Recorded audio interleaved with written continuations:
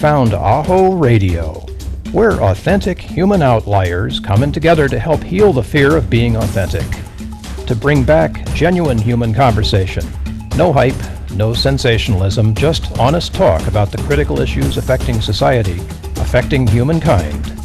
And now, here are the hosts of AHO Radio, John Krotec and Bill Protzmann. Hey, good morning, John Krotec. How are things out there on the left coast of Florida? Sunny and beautiful, a little bit of rain. You know, we dodged the hurricane, so we're all good. Yeah, this is good. This is good. How about how's the fires going out there? What's happening? Well, far away from us, thankfully, but you know, the campground where I used to go as a kid in Big Basin, California, near Santa Cruz, burned. And I saw a picture recently of the trees that are still there, and these redwood trees, thousands of years old, are still standing, and they're going to weather this. They're going to make it through, and so are all of us. Here we are on September 1st, first day of Suicide Awareness Month, which we'll talk about a little bit. Not that that's a downer, because oh my gosh, if you're experiencing that, what a wonderful opportunity to be able to like pivot and do something else. But we'll get to that in a second. I want to introduce our guest and get started here because this is just such a fascinating conversation for me this morning. And as we always do on AHO Radio, it's about who we are rather than what we do. But we'll get there by going with what we do. So Lindsey Wander is the CEO of WorldWise Tutoring. And WorldWise Tutoring is this amazing company that Lindsey didn't intend to start back in the day. But just a little bit about the company because it's so cool. So in addition to sort of personalized learning, there's also a full spectrum of everything that you need if you're K-12 and going through the process right now, especially if you've got learning disabilities. So this is a company that specializes in helping kids excel and in helping adults excel too, because post-education you can always do things like more STEM education if you need that, education, creativity stuff. There's all kinds of stuff that you can do as an adult if you're just in that learning track. You know, John, how sometimes you can't stop learning stuff. It's amazing things that are happening here. But Lindsey, you didn't start out to be an educator, did you? You started out in a completely different way. So talk to us a little bit about how that happened. It's funny though, I had a conversation with one of my high school friends the other day, and she was even like, yeah, do you remember how you were tutoring me and you got me through that class? So you were even teaching back then. And I'm like, yeah, I guess I didn't officially start as an educator, but I think I've always been kind of an educator. And it's part of that has to do, yeah, I think it has to do with being a lifelong learner. Like you were saying, I just loved to learn. I loved school. I love, getting other people to enjoy as well. So I think it's always been in me. But I originally, graduated high school. Part of my reason for choosing that was because I was told to choose that. I was told that I would be good at the maths and the sciences. So I went for it because that's kind of what I was told to do. But then once I was in it and actually doing the lab work, I was like, yeah, no, I need people. Like sitting in a lab and going do all day long was just not for me. So yeah, actually switched majors to ecology. So I was in the Redwood Forest because I was going to college in Fresno. So we have the Sierra Nevada mountains right there. And so we were out in the forest every day. And I still kept my chemistry and my math minor. But then once I had those degrees, I was like, what am I going to do with these degrees? And that's when I started doing internships and traveling the world to do the internships, which was nice. And one of them was education. And that was it for me. Had to go back to school to get my teaching credential. And here I am. Wait, traveling the world. So people didn't used to do traveling the world, since, I don't know, the 1900s when guys would take off after college and do the world tour, right? How did that happen for you? Well, I mean, it's common in Europe, to take a gap year after high school. And that was, I think, what kind of woke me up. Here I am in my early 20s, and there's these 18-year-olds who can speak 6 languages, have been to 15 countries. And I'm like, whoa, we are way behind over here. But I, took internships that were all over the US and then started going across the pond, to the other countries. And it was great because I was getting job experience in fields that I was thinking about entering, but I wasn't really sure I wanted to commit to it. But then I was also traveling for free because they give you housing and they give you food and they give you a small stipend. So then once you're there, you can kind of tut around and see the areas around it. Like when I was in Ireland, I got to see Amsterdam and Spain and Scotland, you know, just by being in Ireland. So it was great to be able to get job experience and life experience for free. Yeah, Absolutely.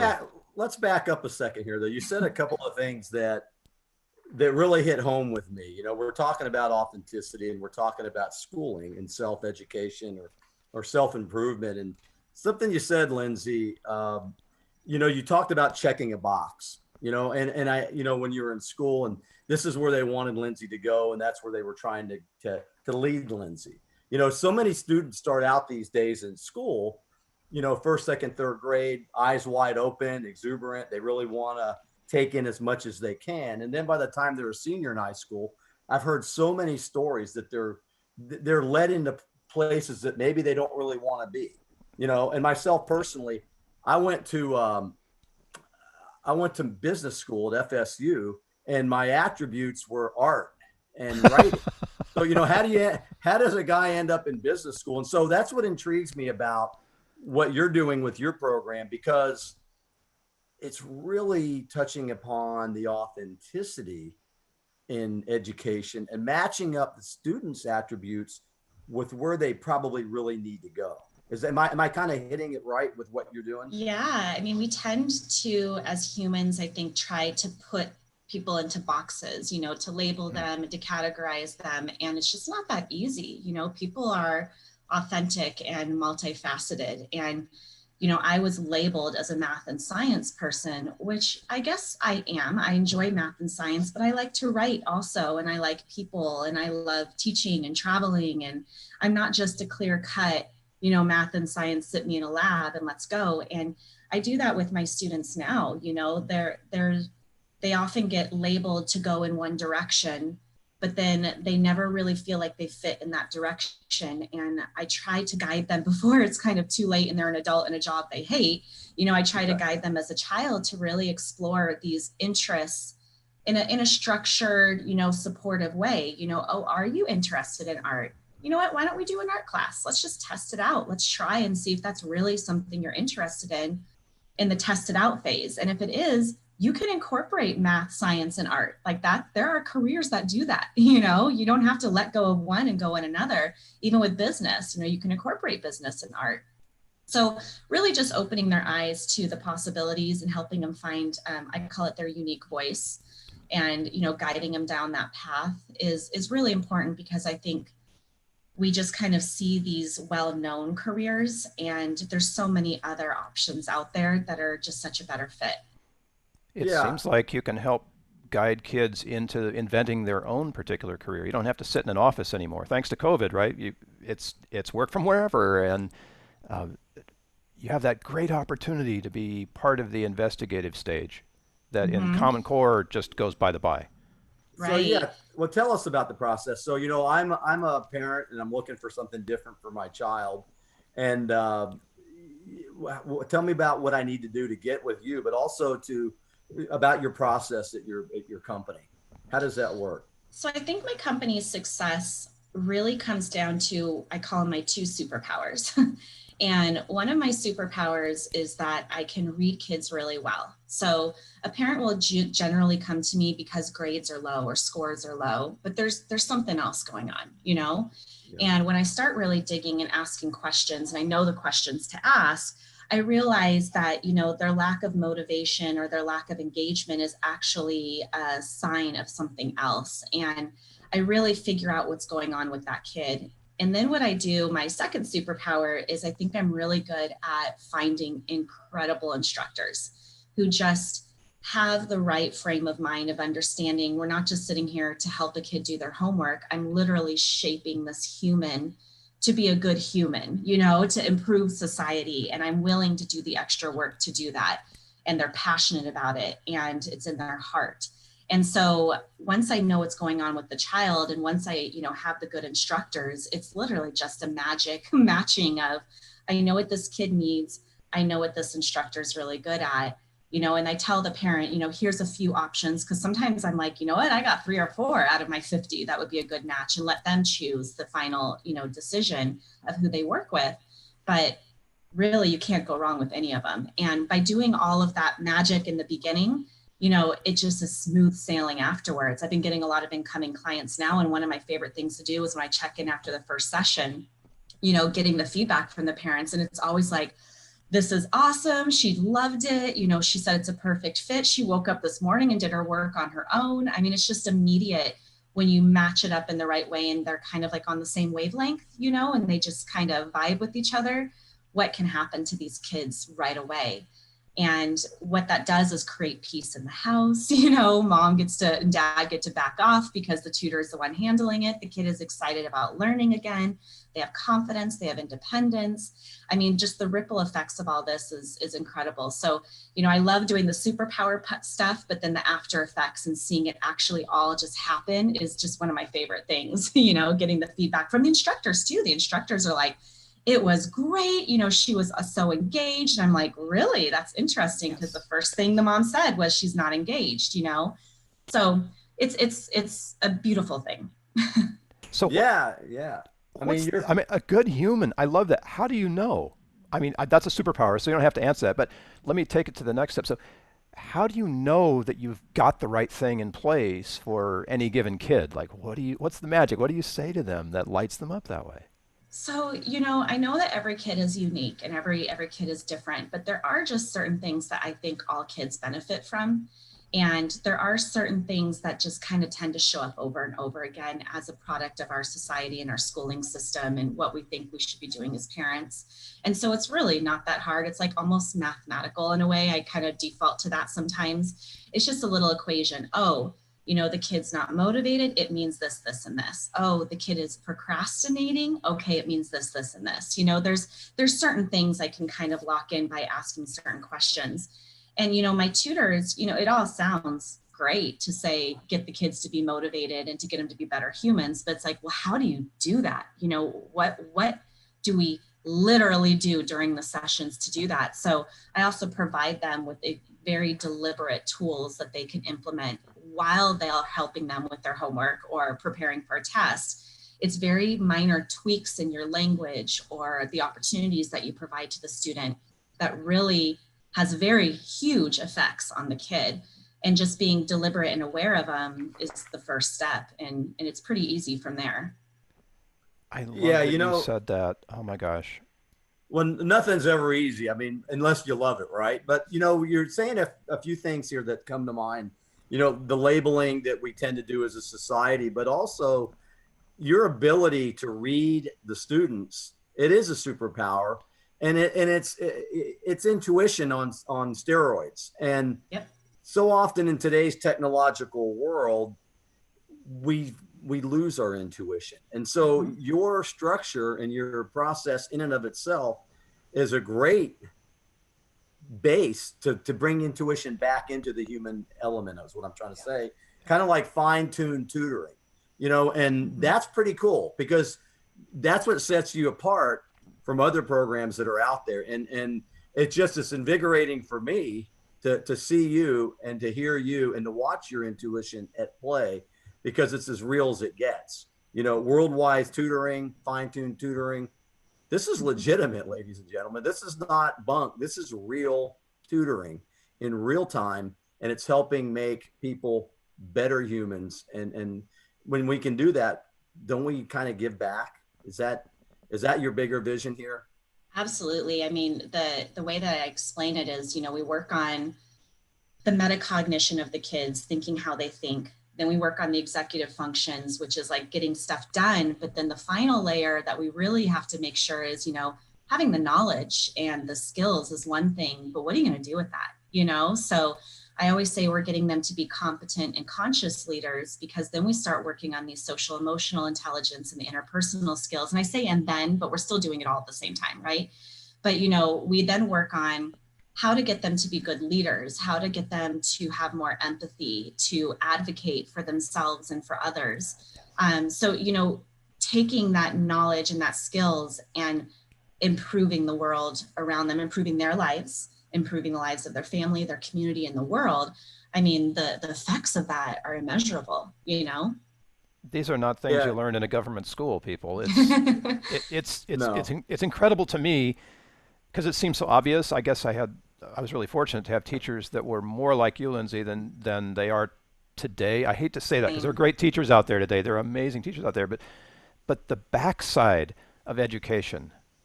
I mean, Well, I I've been, couldn't do this when I had a classroom. I didn't have time. I had 45 kids in 50 minutes. I had standards to hit. I didn't, as much as I wanted to do this, it required me coming in on the weekends or staying after school. There's just no time because you're mandated by so many things. And again, there's great teachers, and I still was able to do wonderful things with my kids. But when it came to the actual life skills, I just wasn't able to do it. And I think a lot of people think it has to be separate curriculum. And one of the things I'm starting to do is starting to teach the teachers, and teach the parents and show them like, this is something you can incorporate into your daily life or into your daily lessons. It doesn't have to be separate, but you have to be deliberate about it.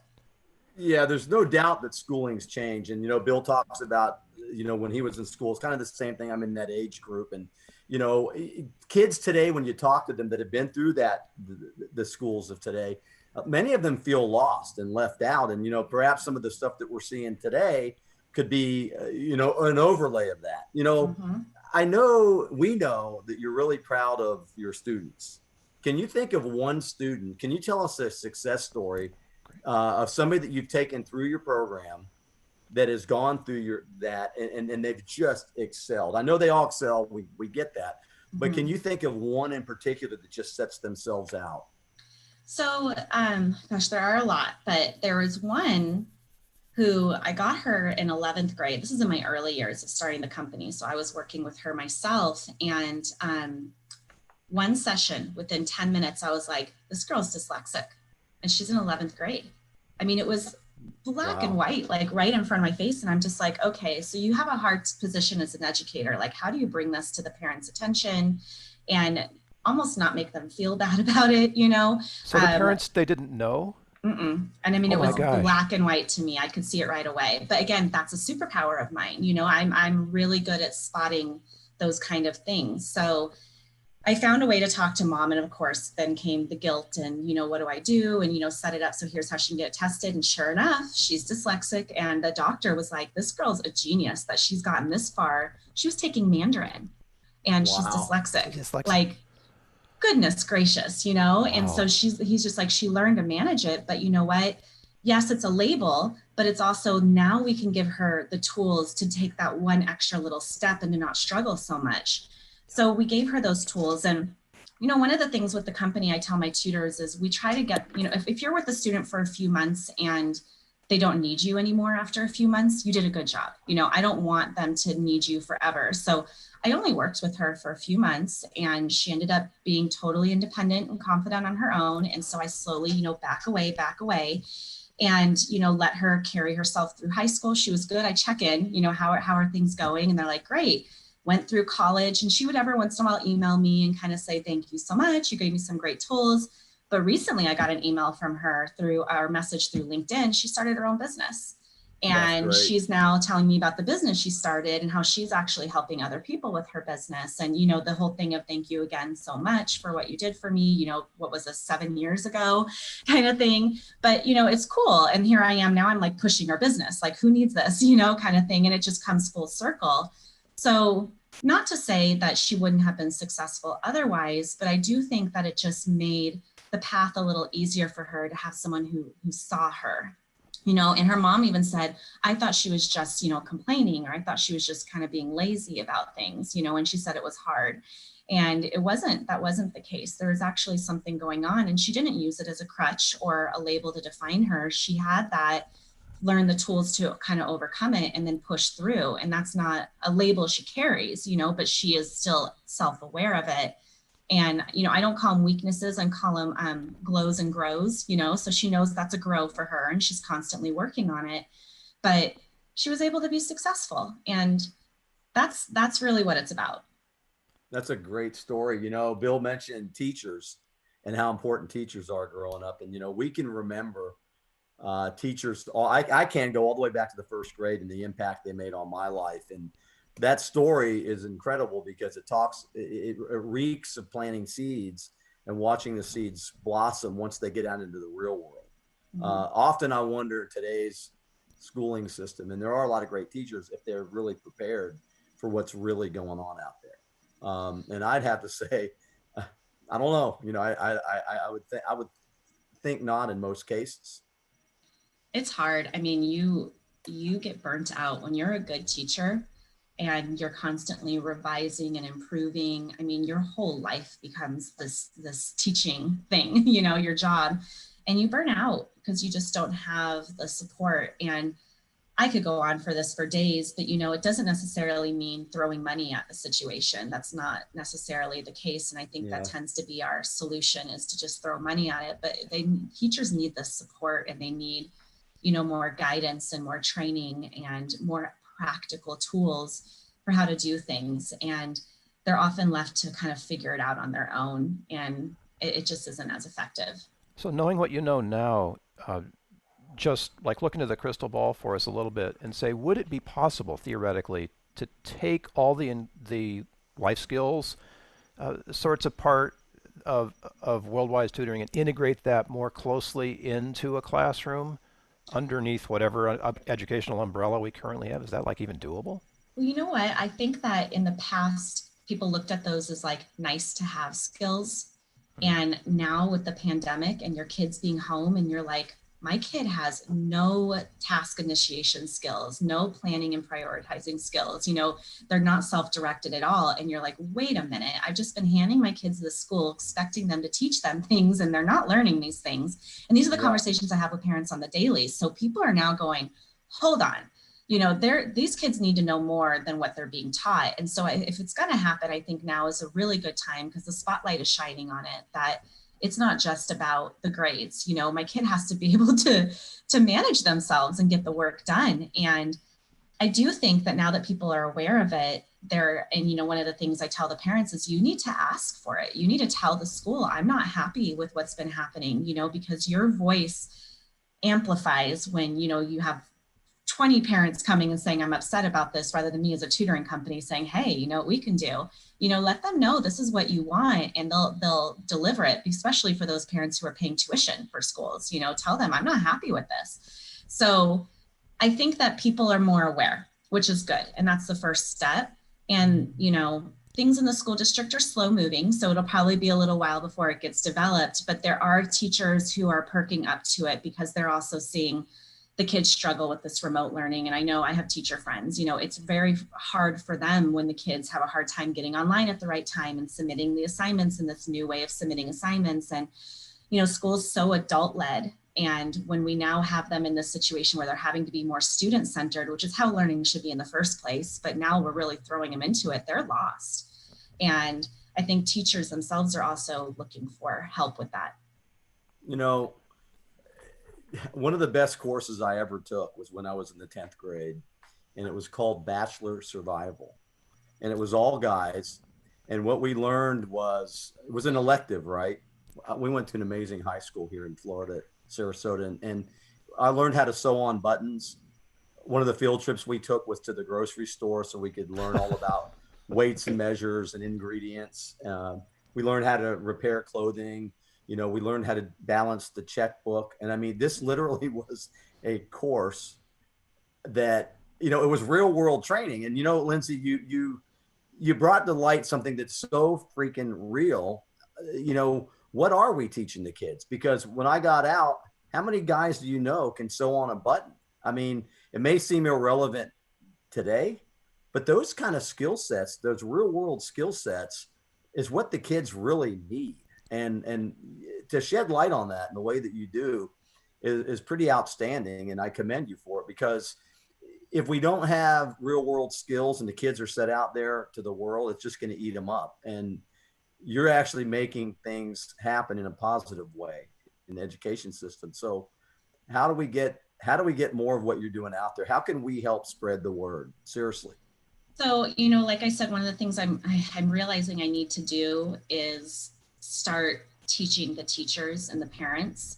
And that's something that's on my agenda for starting mid-September, once the dust clears and the kids are back in school, of, really making this practical for people to do at home. Like one of the things I say is, learning is life and life is learning.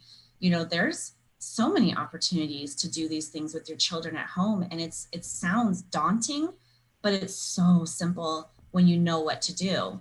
And so really diluting it down and making it easy for them as parents, but then also even for teachers, it's a lot of it just comes down to the words you use, like one of the things you said in the beginning was, getting them to shape their own career. So even, I recently got introduced to this and I was like, this is brilliant. Instead of saying, if you can be anything you want to be, changing it to since you can be anything you want to be. And I'm like, exactly, that's such a minor change, but the way that the impact that has on kids is massive.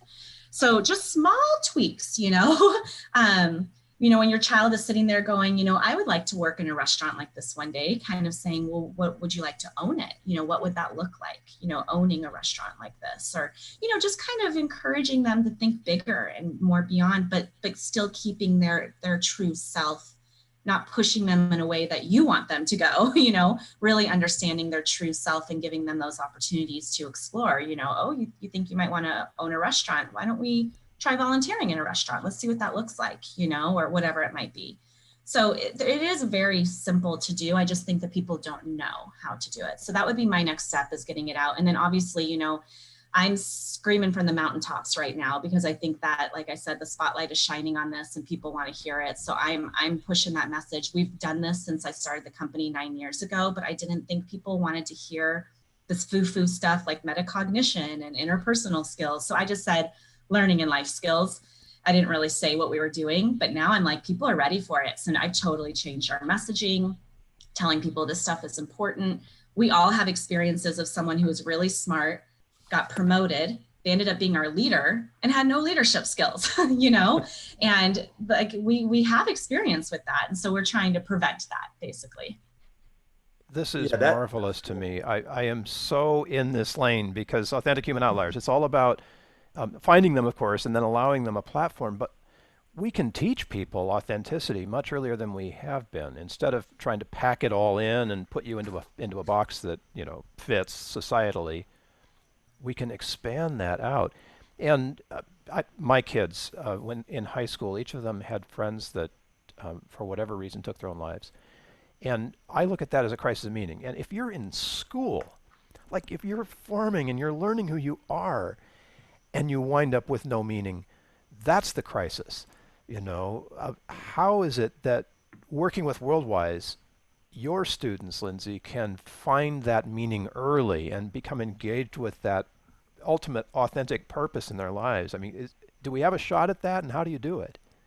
I mean, the generation of kids we work with are incredible. They are some of the most, and I'm not surprised by what you said, because they're some of the most empathic people I've ever met. They just have so much heart and so much feeling, but they hold it in, and they see what's going on in the world and it bothers them, but they hold it in. So like introversion, or are we talking about something else? It's like it comes out as anxiety and depression is what I'm noticing, because they're stressed about what's going on and they're worried about what's going on, but they don't have the tools to do anything about it. And on top of that, there's so many layers to this, but another thing I think we do as adults is we try to prevent our children from having any suffering. And so we really shelter them from pain. But what we're then doing is not allowing them to build resiliency and coping mechanisms. So even with, tutoring, we let our kids struggle. We let them be frustrated. We let them feel,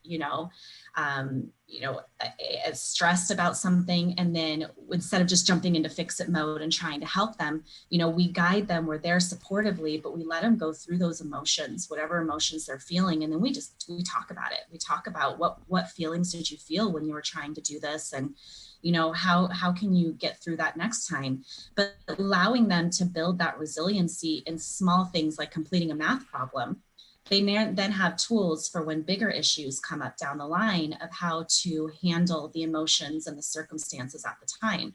So there is a lot of, finding who you are authentically and feeling accepted and embraced, but there's also a component of being able to understand your emotions, identify them, and not bury them, but know how to cope with them. and know that emotions and struggle and suffering is inherent in growth. It doesn't mean you're dumb. It doesn't mean anything's wrong with you. This is how you grow and become a better person. And that's good. You know, you came through it, and celebrating that, you know, you got through this, you pushed through and you made it. It was one math problem, but hooray, you know, and when we made it through, rather than just shutting down and throwing the book and running away, you know, kind of thing. So there are ways to do that. And you can do that as a parent and an educator. I'm going to go back to what you both said, you know, and you said that it's deep and it's complex, and it is. You know, the industrial age has brought on a world that rewards extroverts. And Bill mentioned the word introvert. And so we have a world that rewards people for being ahead and competitive and being number one with the number one medal. And then the introverts, what we're starting to find out, just finished a really good book by Susan Cain called Quiet.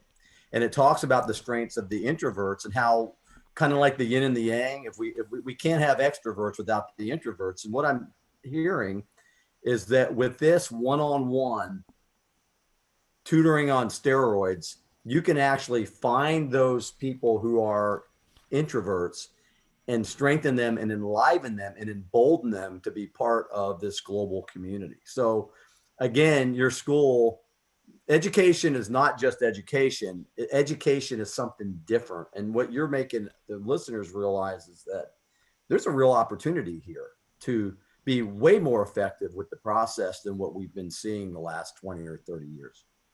It's not hard. You just have to be deliberate about it. You just have to know the practical daily things to do and change your language. It might be shifting one word, but it's not that it's hard. I think people are overwhelmed by it. It seems daunting, but it really isn't hard to do. You just got to know how to do it. So can we model that just for kicks and grins? Like, sure. Pretend that I'm an ADHD kid who is having trouble with 7th grade math. Mm-hmm. And I have an issue with self-harm. I'm cutting myself. What do you say to me? Forget about the parents for a second. What do you say to me in that situation? So it depends on the situation. We do get that a lot of our kids open up to us because we're sitting with them one-on-one, and we build this really interesting relationship of friendship but authority. You know, so we dance that line of, we have very clear set expectations of them, and we speak to them like adults if they don't abide by those expectations, but we also have a lot of fun. There's a lot of silliness, we joke, we have a good time. So I think that takes a lot of the walls they might have up. I also encourage my instructors to show their own vulnerability. So maybe in a situation like that, if the kid is not opening up to me, but I'm noticing the marks on their skin and I'm noticing a change in behavior, a good way to do that is maybe to even share your own vulnerabilities of, you know, when I was your age, I had a really hard time with this. And, you know, this is kind of how I worked through it because, you know, I knew and like basically look at what I became in a way, you know, because they're inevitably going to look up to their instructors and to see like, wait a minute, you kind of went through like something like this and you became this, you know, would be a good first step if they're not opening up to you. But particularly with my ADHD kids, we also really work to give them a platform to let their minds go. Because a lot of times, and you can really tell when you're working with one of them, that you can see it in their eyes where they went off a little bit. And rather than like focus, you know, taking a minute to say, what are you thinking about? And it's incredible what these kids are thinking about, you know, and giving them that minute to just speak and talk it out. They actually focus better afterwards, you know, when you bring them back to it. But it's also pretty phenomenal. A lot of times it's them actually saying, well, that way you just showed me to do that problem, there's actually another way to do that I created. And that's, I encourage that. Say your dissenting views, as long as you say it in a respectful way, question the answers, you know, step up to authority and advocate for yourself. That's great. Because again, that's empowering. And, you know, giving them a platform to feel safe saying that in a good way, and then to go, that's brilliant. You know, I'm actually going to start using that, and actually, you know, taking what they said and putting it into action. And so they see that their voice does matter. and they'll be more likely to step up next time. So there's a lot of different things you can do. And those are just a couple examples. That's amazing. And I want to say this works online. I mean, I have to say that these days, right?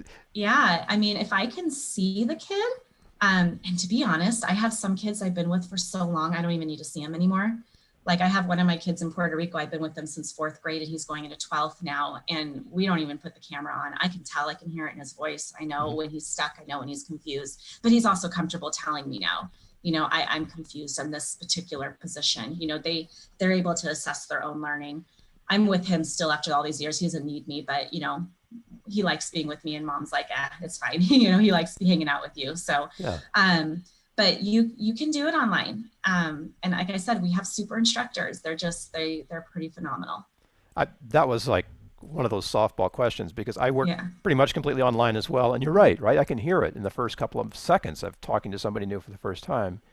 I can gauge where they are in terms of authenticity. It's really weird. You're using your intuition. And it goes back to what John was saying. I think, you know, one of the things I'm realizing in recent years is that's really what took me where I needed to go so many times. I feel like I never lost my intuition, even when everyone was telling me to do something else. And I was like, nope, it doesn't feel good. I'm going this route.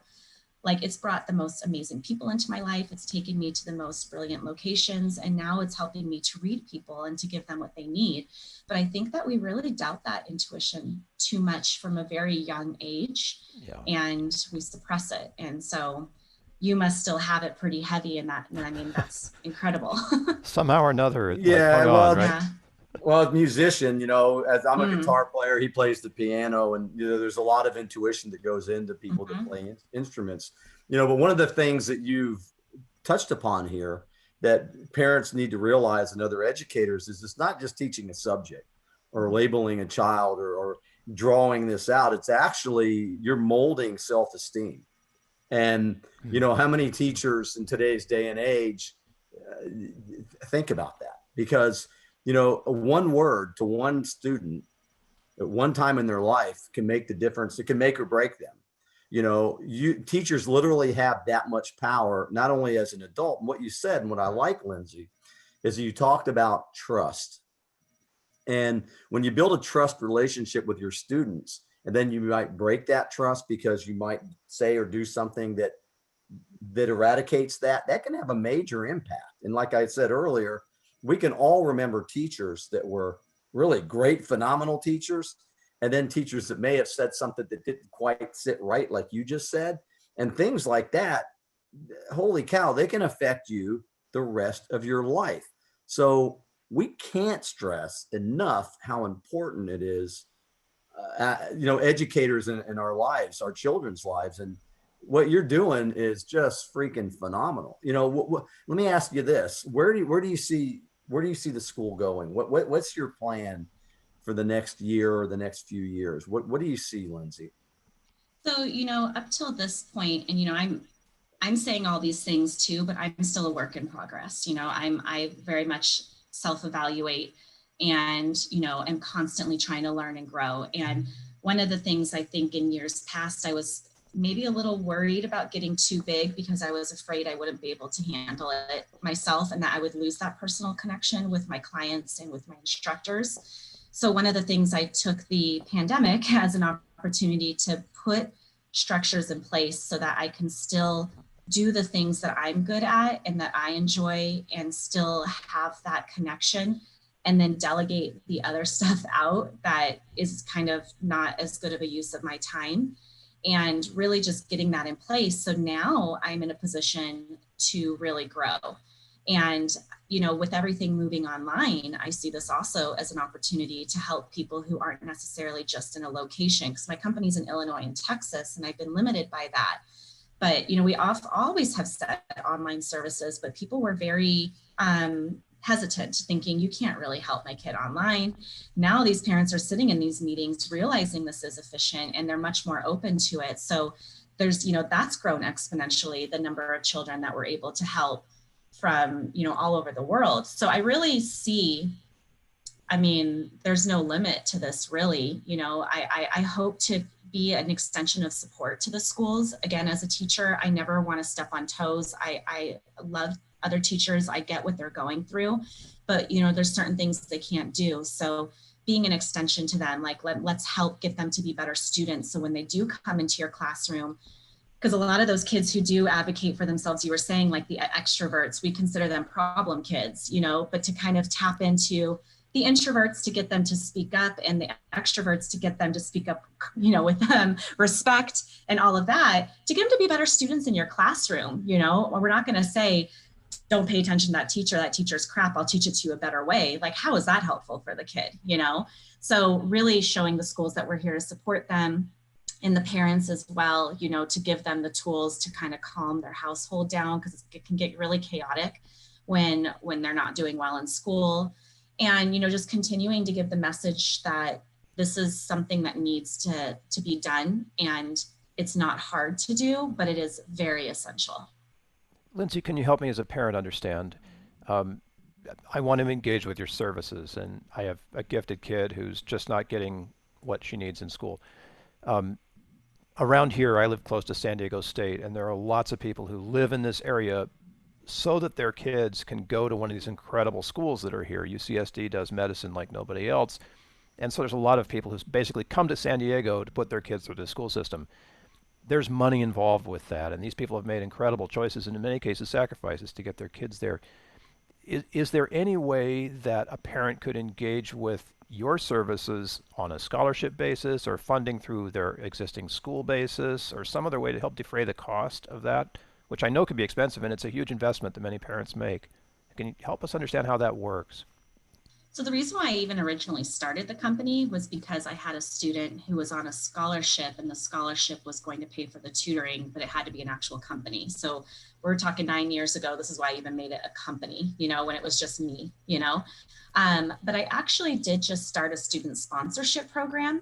So the way, you know, when I was originally a teacher, I taught in South Central. So my heart goes to the people who are low income and can't afford actual quality support. So the student sponsorship program is designed to help bridge that achievement gap. And, you know, I didn't start it up until this point because I was just thinking, well, once I make enough money, I'll sponsor kids. But I just kind of never got to that point. I mean, I live comfortably, but I'm still in an apartment, you know, I'm not in some big mansion kind of thing.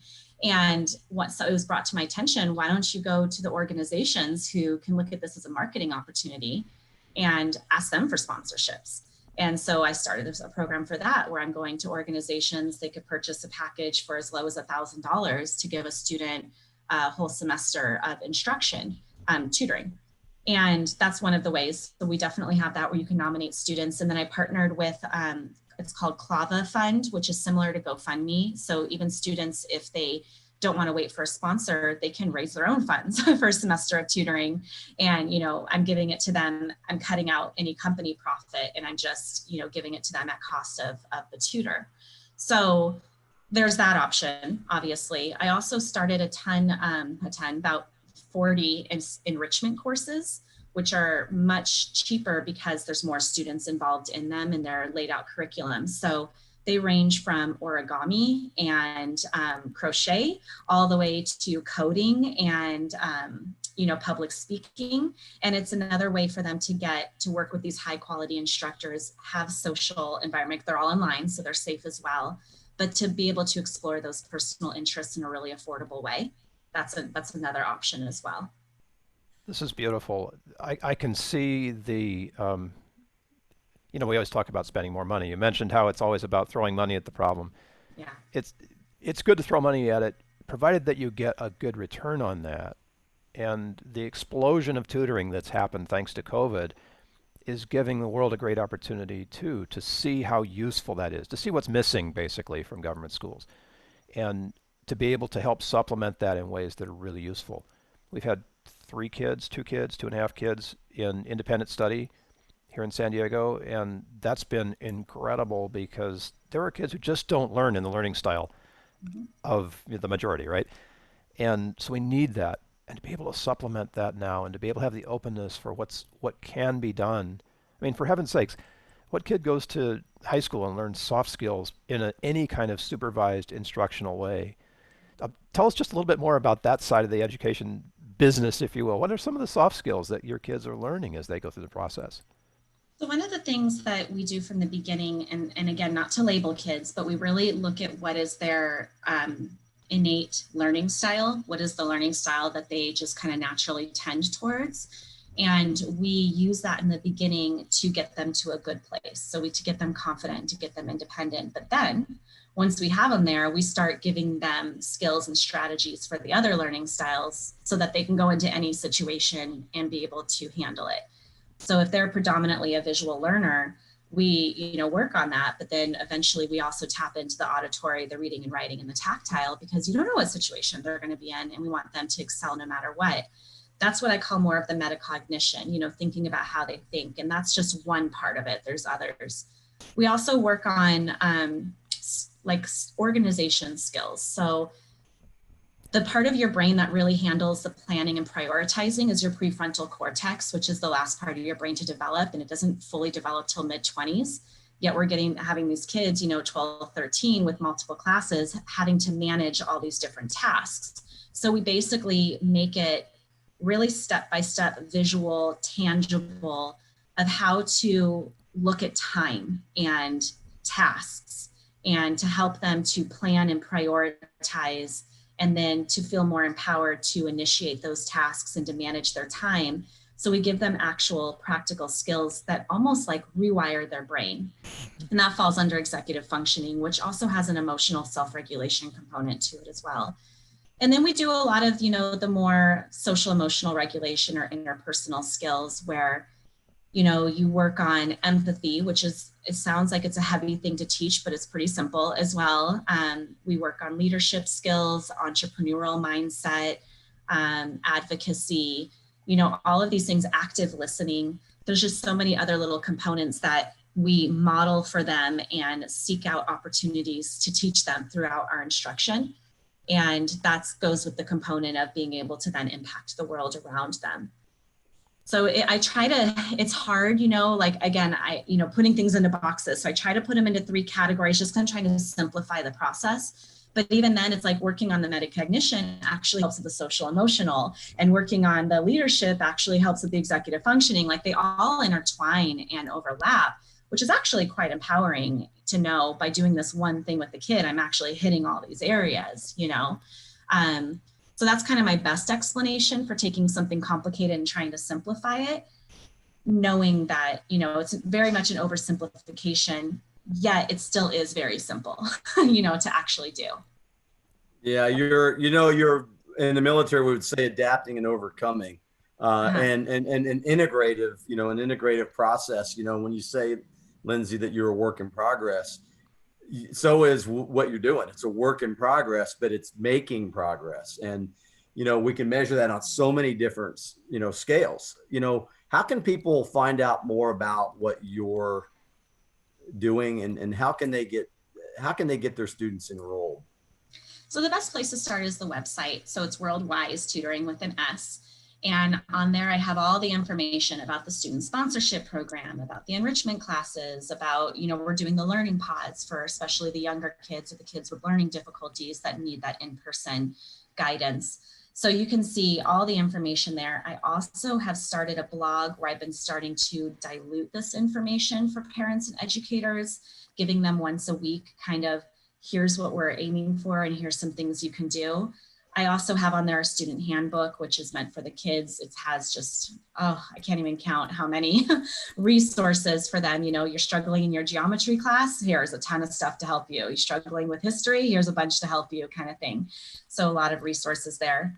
I also have us on all social media. So Pinterest, Facebook, Twitter, Instagram, we're everywhere. I have a Facebook group where I've been also diluting things into daily tips.